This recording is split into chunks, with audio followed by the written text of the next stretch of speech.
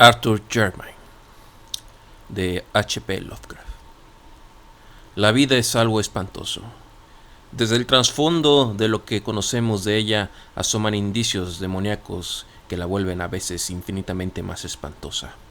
La ciencia, ya opresiva en sus tremendas revelaciones, será quien la aniquile definitivamente en nuestra especie humana, si es que somos una especie aparte, porque su reserva de insospechados horrores jamás podría ser abarcada por los cerebros mortales, en caso de desatarse en el mundo.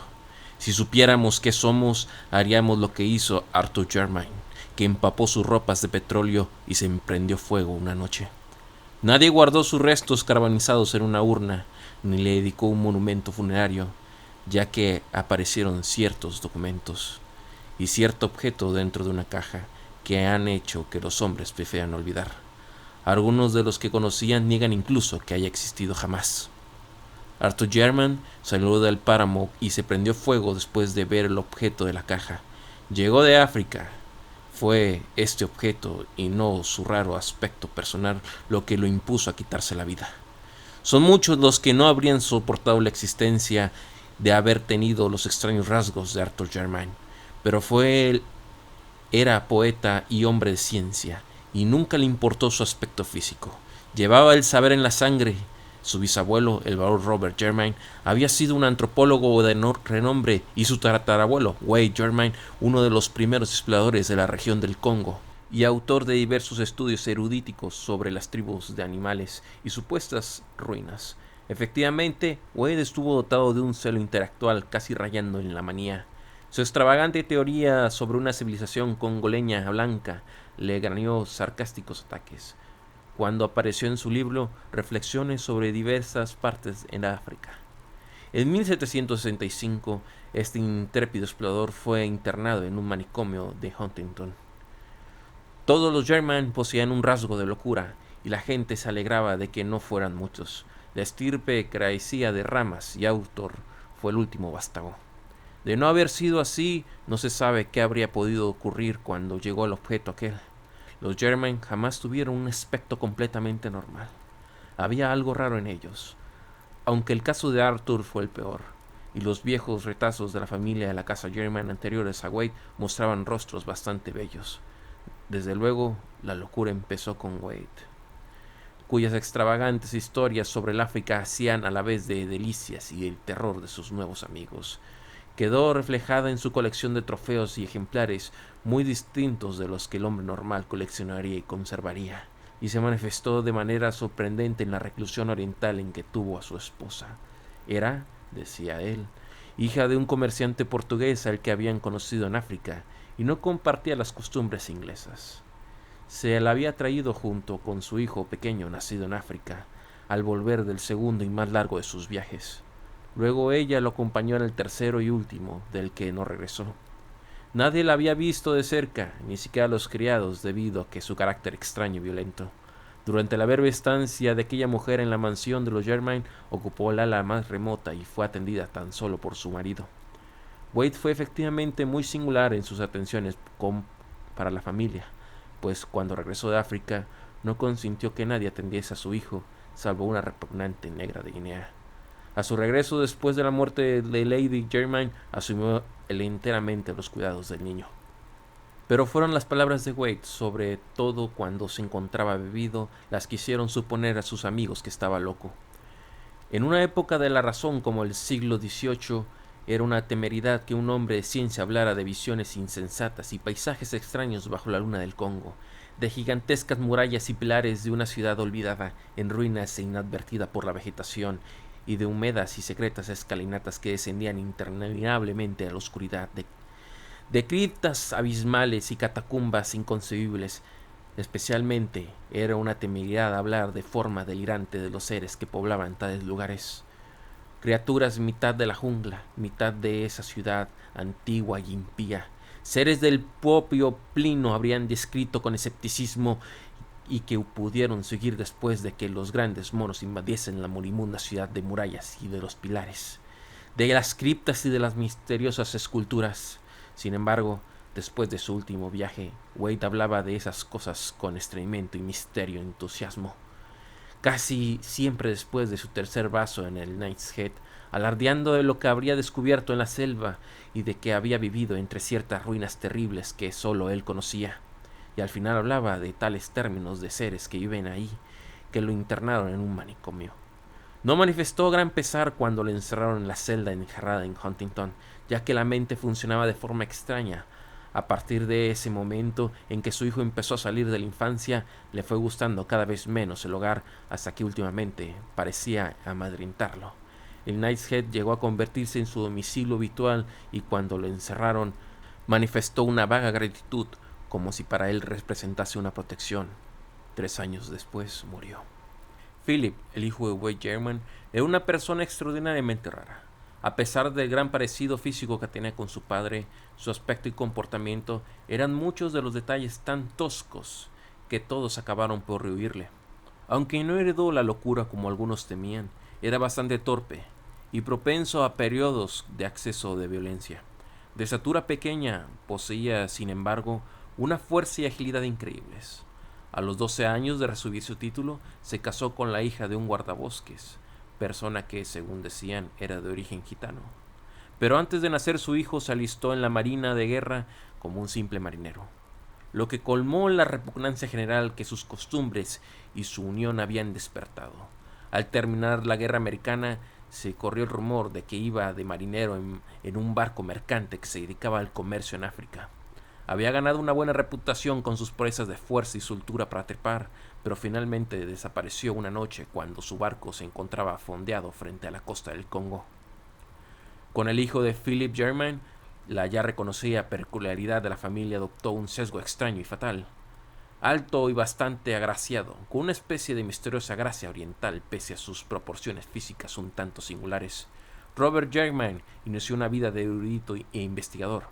Fue el primero en estudiar científicamente la inmensa colección de reliquias que su abuelo demente había traído de África, haciendo célebre el apellido en el campo de la etnología y la exploración. En 1815, Robert se casó con la hija del séptimo vizconde de Blythehome, cuyo matrimonio recibió la bendición de 3 hijos, el mayor y el menor de los cuales jamás fueron vistos públicamente a causa de sus deformidades físicas y psíquicas. Abrumado por estas desventuras, el científico se refugió en su trabajo e hizo 2 largas expediciones al interior en África. En 1849, su segundo hijo Neville, persona especialmente repugnante que parecía combinar el mal genio de Philip Germain y la hauteur de los Blindmore, se fugó con una vulgar bailarina. Aunque fue perdonado a su regreso, un año después volvió a la mansión Germain viudo con un niño. Alfred sería con el tiempo padre de Arthur Germain. Decían sus amigos que fue esta serie de desgracias lo que trastornó el juicio de Robert Germain. Aunque probablemente la culpa estaba tan solo en ciertas tradiciones africanas, el maduro científico había estado recopilando leyendas de tribus Onga próximas al territorio, explorando por su abuelo y por él mismo, con la experiencia de explicar de algunos la forma de las extravagantes historias de Wade sobre una ciudad perdida, habitadas por extrañas criaturas. Cierta coherencia en los singulares escritos de su antepasado sugeriría que la imaginación del loco pudo haber sido estimulada por los mitos nativos. El 19 de octubre de 1852, el explorador Samuel Seton visitó la mansión de los Germain, llevando consigo un manuscrito y notas recogidas entre los Onga.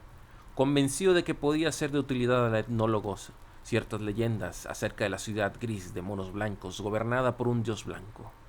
Durante su conversación debió de proponerse sin duda muchos detalles adicionales, cuya naturaleza jamás llegaron a conocerse, dada la espantosa serie de tragedias que sobrevinieron de repente. Cuando Robert Germain salió de su biblioteca, dejó tras de sí el cuerpo estrangulado del explorador, y antes de que consiguieran detenerlo, había puesto fin a la vida de sus 3 hijos, los 2 que no habían visto sido jamás y el que se había fugado. Neville Germain murió defendiendo a su hijo de 2 años, cosa que consiguió, y cuyo asesinato también entraba al parecer en las locas maquinaciones del anciano. El propio Robert, tras repentinos intentos de suicidarse y una obstinada negativa a pronunciar un solo sonido articulado, murió de un ataque de aplapejía el segundo año de su reclusión. Albert Germain fue varón antes de cumplir los 4 años, pero sus gustos jamás estuvieron a la altura de su título. A los 20 se había unido a una banda de músicos y a los 36 había abandonado a su mujer y su hijo para enrolarse en un circo ambulante americano. Su final fue repugnante de veras. Entre los animales de espectáculo con el que viajaba había un enorme gorila macho de color algo más claro de lo normal. Era un animal sorprendentemente tratable y de gran popularidad entre los artistas de la compañía. Alfred Jerryman se sentía fascinado por este gorila, y en muchas ocasiones los dos se quedaban mirándose a los ojos largamente a través de los barrotes. Finalmente, Jerryman consiguió que le permitiesen adiestrar al animal asombrado de los espectadores y sus compañeros con sus éxitos. Una mañana en Chicago, cuando el gorila y Alfred Jerryman ensayaban un combate de boxeo muy ingenioso, el primero propinó al segundo un golpe más fuerte de lo habitual, lastimando el cuerpo y la dignidad del domador aficionado. Los componentes de El mayor espectáculo del mundo prefieren no hablar de lo que siguió. No se esperaban el grito escalofriante e inhumano que profirió Alfred, ni verlo agarrarse de su torpe antagonista con ambas manos arrojando con fuerza contra el suelo de la jaula y morderlo furiosamente en la garganta peluda. Había cogido al gorila desprevenido, pero este no tardó en reaccionar, y antes de que el domador oficial pudiese hacer nada, el cuerpo que había pertenecido a un varón había quedado irreconocible. Arthur Jerryman era hijo de Alfred Jerryman y de una cantante de music hall de origen desconocido. Cuando el marido y padre abandonó su familia, la madre llevó al niño a la casa de los Jerryman, donde no quedaba nadie que se opusiera a su presencia. No carecía ella de ideas sobre lo que debe ser dignidad de un noble, y cuidó a su hijo recibiese la mejor educación que su limitada fortuna le podía proporcionar. Los recursos familiares eran ahora dolosamente exiguos, y la casa de los Jerryman había caído en una penosa ruina.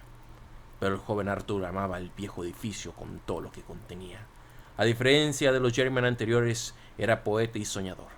Algunas de las familias de la vecindad que habían oído contar historias sobre la invisible esposa portuguesa de Wade Jerryman afirmaban que estas afinaciones suyas revelaban su sangre latina. Pero la mayoría de las personas se burlaban de su sensibilidad ante la belleza, atribuyéndole a su madre cantante, a la que no habían aceptado socialmente. La delicadeza política de Arthur Jerryman era mucho más notable si se tenía en cuenta su tosco aspecto personal. La mayoría de los Jerryman habían tenido una pinta sutilmente extraña y repelente, pero el caso de Arthur era asombroso. Es difícil decir con precisión a qué parecía. No obstante, su expresión, su ángulo facial y la longitud de sus brazos producía una vívida repugnancia en quienes lo veían por primera vez. La inteligencia y el carácter de Arthur Jerryman, sin embargo, compensaban su aspecto. Culto y dotado de talento, alcanzó los más altos honores en Oxford y parecía destinado a recibir la fama intelectual de la familia, aunque temprano más poético que científico. Proyectaba continuar la obra de sus antepasados en arqueología y etnología africana, utilizando la prodigiosa aunque extraña colección de Wade, llevando de su mentalidad imaginativa pensar que a menudo en la civilización prehistórica en la que el explorador loco había creído absolutamente, y tejía relato tras relato en torno a la sinuosa ciudad de la selva mencionada en sus últimas y más extravagantes anotaciones. Pero las brumosas palabras sobre una atroz y desconocida raza de híbridos de la selva le producían un extraño sentimiento, mezcla de horror y atracción, al especular sobre el posible fundamento de semejante fantasía y tratar de extraer alguna luz de los datos recogidos por su bisabuelo y Samuel Satón entre los Onga. En 1911, después de la muerte de su madre, Arthur Jerryman decidió proseguir sus investigaciones hasta el final. Vendió parte de sus propiedades a fin de obtener el dinero necesario, preparó una expedición y zarpó con destino al Congo. Contrató un grupo de guías con ayuda de las autoridades belgas y pasó un año en las regiones de Onga y Calgary, donde descubrió muchos más datos de los que él se esperaba. Entre los Calgary había un anciano jefe llamado Manu, que parecía no solo una gran memoria, sino un grado de inteligencia excepcional y un gran interés por las tradiciones antiguas. Este extraño confirmó la historia que Jerryman había oído, añadiéndolo a su propio relato sobre la ciudad de piedra y los monos blancos, tal como había oído contar. Según Manu, la ciudad gris y las criaturas híbridas habían desaparecido, aniquiladas por los belicosos Mangus hacía muchos años. Esa tribu, después de destruir la mayor parte de los edificios y matar a todos los seres vivientes, se habían llevado a la diosa disecada, que había sido el objeto de la incursión. La diosa mono blanca a la que adoraban los extraños seres y cuyo cuerpo atribuía las tradiciones del Congo a la que habían reinado como princesa entre ellos. Mangu no tenía idea del aspecto que debieron tener aquellas criaturas blancas y simiescas, pero estaba convencido de que eran quienes habían construido la ciudad en ruinas. Jermaine no pudo formarse una opinión clara. Sin embargo, después de numerosas preguntas, consiguió una pintoresca leyenda sobre las dioses de Secada. La princesa Mono, se decía, se convirtió en la esposa de un gran dios blanco llegado del occidente. Durante mucho tiempo reinaron juntos en la ciudad, pero al nacerles un hijo se marcharon de la región. Más tarde el dios y la princesa habían regresado y a la muerte de ella su divino esposo había ordenado modificar su cuerpo, entronizándolo en una inmensa construcción de piedra donde fue adorado. Luego volvió a marcharse solo. La leyenda presenta aquí 3 variantes. Según una de ellas, no ocurrió nada más, salvo que la diosa disecada se convirtió en un símbolo de supremacía para la tribu que lo poseyera. Este era el motivo por que los Mangus se habían apoderado de ella. Una segunda versión aludía al regreso del dios y su muerte a los pies de la entronizada esposa. En cuanto a la tercera, hablaba del retorno del hijo, ya hombre o mono o dios, según el caso, aunque ignorante de su identidad. Sin duda, los imaginativos negros habían sacado el máximo partido de lo que subyacía debajo tan extravagante leyenda, fuera lo que fuese. Arthur Jermyn no dudó de la existencia de la ciudad que el viejo Wade había descrito, y no se extrañó cuando a principios de 1912 dio con lo que quedaba de ella. Comprobó que se habían exagerado sus dimensiones, pero las piedras esparcidas probaban que no se trataba de un simple poblado negro. Por desgracia no consiguió encontrar representaciones escultóricas y lo exigió de la expedición impidió emprender el trabajo de despejar el único pasadizo visible que parecía concluir a cierto sistema de criptas que Wade mencionaba. Preguntó a todos los jefes nativos de la región acerca de los monos blancos y la diosa momificada, pero fue un europeo quien pudo ampliarle los datos que habían proporcionado el viejo Mangu, un agente belga de la factoría del Congo, en Belharem. Creía que no solo podía localizar, sino conseguir también a la diosa momificada, de la que había oído hablar vagamente. Dado que los otros tiempos poderosos Mangus eran ahora sumisos de los siervos del gobierno del rey Alberto, y sin mucho esfuerzo podían convencerlos para que se le despidiesen de la reina de edad a la que habían apoderado. Así que cuando Jermyn zarpó para Inglaterra, lo hizo con la gustosa esperanza de que en un espacio de unos meses podía recibir la inestimable reliquia etnológica para confirmar la más extravagante de las historias de su antecesor, que era la más disparatada de las cuantos él había oído. Pero quizá los campesinos que vivían en la vecindad de la casa de los Jermyn habían oído historias más extravagantes aún a Wade alrededor de las mesas del Knight's Head. Arthur Jermyn guardó paciencia a la esperada caja de Embalheren, estudiando entretanto con los crecientes intereses de los manuscritos dejados por su loco antepasado. Empezaba a sentirse cada vez más identificado con Wade y buscaba vestigios de su vida personal en Inglaterra, así como de sus hazañas africanas. Los relatos orales sobre la misteriosa y recluida esposa eran numerosos, pero no quedaba ninguna prueba tangible de su estancia en la mansión de los Jermyn. Jermyn se preguntaba qué circunstancias pudieron proporcionar o permitir semejante desaparición, y su supuesto que la principal debió ser la enajenación mental del marido. Recordaba que se decían que la madre de su tatarabuelo fue hija de un comerciante portugués establecido en África. Indudablemente el sentido práctico heredado de su padre y su conocimiento superficial del continente africano lo habían movido a burlarse de las historias que contaba Wade sobre el interior, y solo era algo que un hombre como él no debió olvidar. Ella había muerto en África, donde sin ninguna duda su marido llevó a la fuerza, decidido a probar lo que decía. Pero cada vez que Jermyn se sumía en estas reflexiones, no podía por lo menos sonreír ante su futilidad, siglo y medio después de la muerte de sus extraños antecesores. En julio de 1913 llegó la carta de Embalheren, en la que notificaba que había encontrado a la diosa disecada. Trataba de el belga, de un objeto de lo más extraordinario, un objeto imposible de clasificar para un profano. Solo un científico puede determinar si se trataba de un simio o de un ser humano, y aún así su clasificación sería muy difícil dado su estado de deterioro.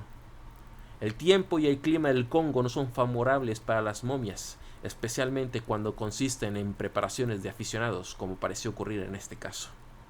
Alrededor del cuello de la criatura se habían encontrado una cadena de oro que sostenía un relicario vacío con adornos nobiliarios.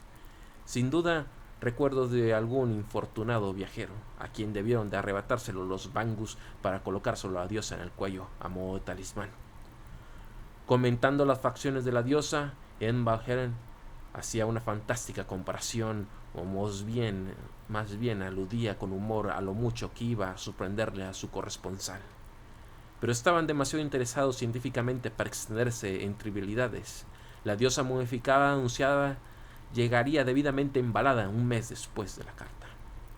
El envío fue recibido en la casa de los German en la tarde del 3 de agosto de 1913, siendo trasladado inmediatamente a la gran sala que alojaba la colección de ejemplares africanos, tal como fueran ordenados por Robert y Arthur. Lo que sucedió a continuación puede deducirse de lo que contaron los criados y de los objetos documentados examinados después. De las diversas versiones, la del mayordomo de la familia, el anciano Swames, es la más amplia y coherente. Según este fiel servidor, Arthur ordenó que se retirara todo el mundo de la habitación antes de abrir la caja. Aunque el de inmediato ruido del martillo y el escolpo indicó que no había decidido aplazar la tarea. Durante un rato no se escuchó nada más. Swames no podía precisar cuánto tiempo, pero menos de un cuarto de hora después, desde luego, oyó un horrible alarido, cuya voz pertenecía inequívocamente a Germain. Acto seguido salió Germain de la estancia y echó a correr como un loco en dirección a la entrada, como perseguido por algún espantoso enemigo. La expresión en su rostro, un rostro bastante horrible ya de por sí, era indescriptible. Al llegar a la puerta pareció ocurrirse una idea. Dio media vuelta y echó a correr y desapareció finalmente por la escalera del sótano. Los criados se quedaron en lo alto mirando estupefactos, pero el señor no regresó. Les llegó, eso sí, un olor a petróleo. Ya de noche oyeron el ruido de la puerta que comunicaba el sótano con el patio y el mozo de la cuadra vio salir furtivamente a Arthur Germain, todo reluciente de petróleo, y desaparecer hacia el negro páramo que rodeaba la casa. Luego de una exaltación de supremo horror, presenciaron todos el final. Surgió una chispa en el páramo, se elevó una llama y una columna de fuego humano alcanzó los cielos y la estirpe de los German había dejado de existir. La razón por la cual no se recogieron los restos carbonizados de Arthur German para enterrarlos está en que no los encontraron después, sobre todo en el objeto de la caja. La diosa disecada constituía una visión sabunda, arrugada y consumida, pero era claramente un mono blanco momificado de la especie desconocida, menos peludo que ninguna de las variedades registradas e infinitamente más próximo al ser humano, asombrosamente próximo. Su descripción detallada resultaría sumamente desagradable, pero hay dos detalles que merecían mencionarse, ya que encajan espantosamente con ciertas notas de Wade German sobre las expediciones africanas y con las leyendas congoleñas sobre el dios blanco y la princesa mono. Los dos detalles en cuestión son estos. Las armas nobiliarias del relicario de oro de dicha criatura llevaban en el cuello eran las de German y las de la jocosa alusión a Envalheren, a cierto parecido que recordaba al apergaminado rostro, y se ajustaba con vívido, espantoso e intenso horror. Nada menos que el sensible Arthur German, hijo del tataranieto de Wade German y de su desconocida esposa. Los miembros del Real Instituto de Antropología quemaron aquel ser, arrojando el relicario a un pozo, y algunos de ellos niegan que Arthur German jamás haya existido. Fin.